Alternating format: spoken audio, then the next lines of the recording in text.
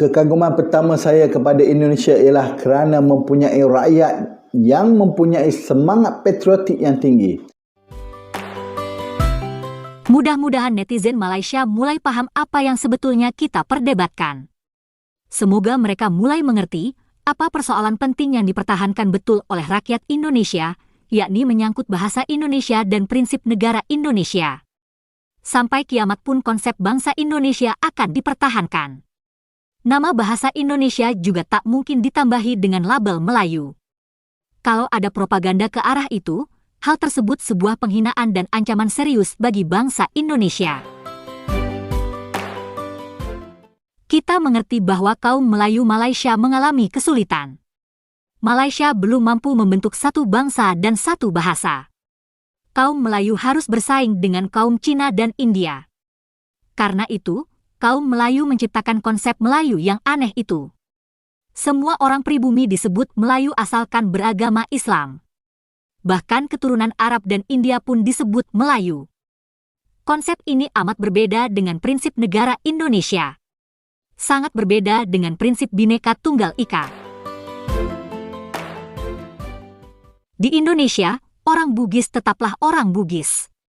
Orang Sunda tetaplah orang Sunda. Orang Aceh tetaplah Aceh. Orang Batak tetaplah Batak. Begitu pula orang Minang, Dayak, Madura, Jawa, Papua, Ambon, Manado, Bali, Sasak, Minahasa, dan seterusnya.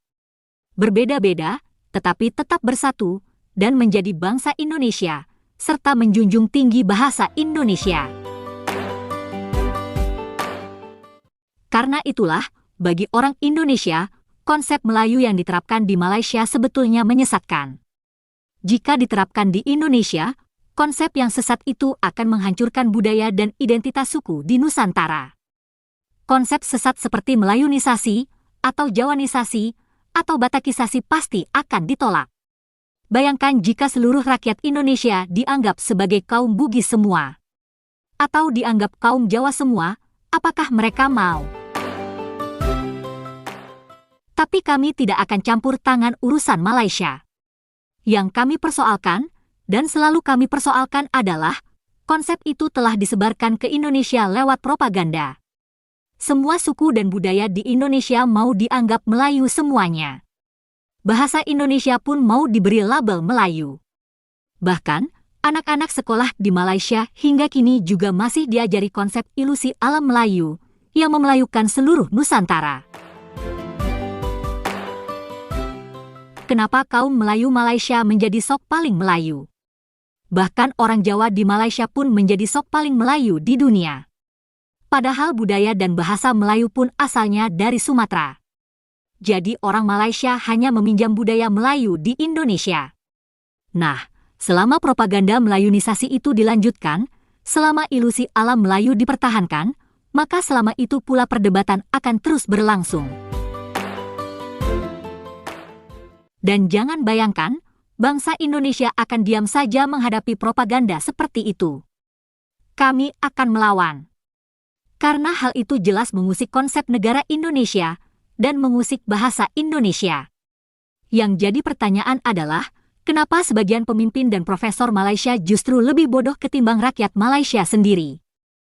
Profesor Melayu yang berani mengusik bahasa Indonesia jelas bersikap amat bodoh, karena hanya memancing kemarahan bangsa Indonesia.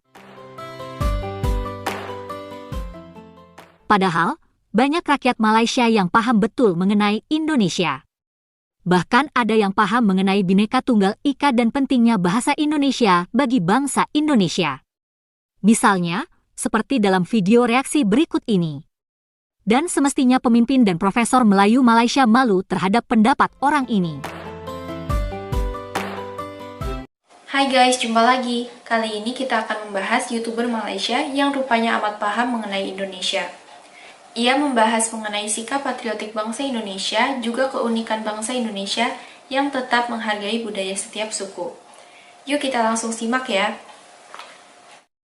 Kekaguman pertama saya kepada Indonesia ialah kerana mempunyai rakyat yang mempunyai semangat patriotik yang tinggi. jika kita melihat setiap tahun apabila sambutan Hari Kemerdekaan Indonesia, rakyat Indonesia akan mengibarkan bendera Indonesia dengan begitu megah. Bahkan sambutan Hari Kemerdekaan Negara Indonesia telah diadakan dengan begitu meriah, di mana bukan sahaja sambutan di peringkat pusat, peringkat wilayah, peringkat daerah, bahkan di peringkat kampung sendiri. Ini sesuatu yang kita perlu contohi. Kemudian yang kedua, kita boleh tengok rakyat Indonesia begitu bangga dengan Pancasila.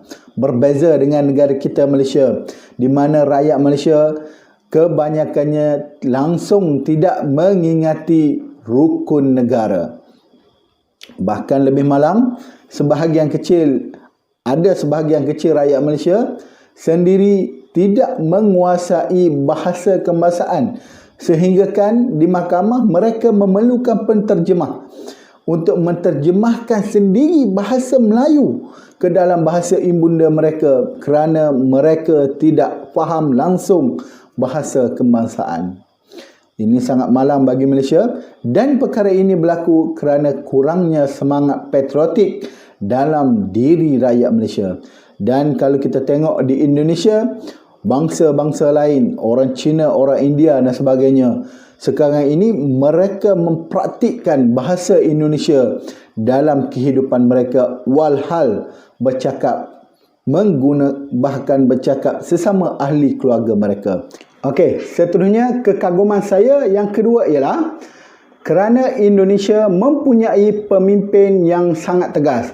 Ya, yang saya maksudkan ialah Presiden Indonesia sekarang, iaitu Joko Widodo ataupun dikenali sebagai Jokowi. Jika kita tanya rakyat Malaysia, siapakah Presiden Indonesia yang paling mereka kenal?